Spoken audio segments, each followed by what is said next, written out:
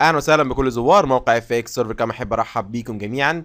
وصلني سؤال جميل جدا، تعالوا نقرا السؤال مع بعض. ازاي ابدا عمليه بيع عمله يعني سيل من غير ما اكون اشتريتها قبل كده باي؟ تعالوا يا جماعه نرد على الموضوع ده بشكل عملي. هناخد في المثال ده زوج اليورو مقابل الدولار الامريكي. نعمل هنا نيو اوردر. اي حد بيحاول يشتري الزوج او يبيعه بيجي له هنا امرين، اول امر اللي هو الباي وده مفهوم، وتاني امر اللي هو سيل. ازاي هيبقى ببيع حاجه، هيبقى ابدا ابيع زوج اليورو دولار من غير ما اكون اشتريت قبل كده؟ ببساطه شديده جدا يا جماعه، لما بتعمل امر باي انت كانك رحت اشتريت يورو، معاك دولارات في ايدك دلوقتي ورحت الصرافه مثلا اشتريت منها يورو.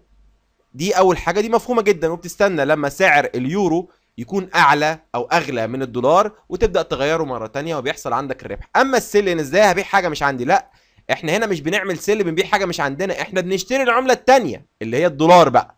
انت هنا العكس، معاك يورو في ايدك وبتروح تشتري من الصرافه دولار امريكي لانك متوقع ان الدولار هيكون اغلى من اليورو. يبقى بكل بساطه يا جماعه هنا الباي بنشتري يورو، وهنا السل بنشتري ولكن العمله الثانيه اللي هي الدولار الامريكي. اتمنى يا جماعه الفيديو ده يكون واضح وبسيط. مع تمنياتي للجميع بالتوفيق والارباح، وشكرا.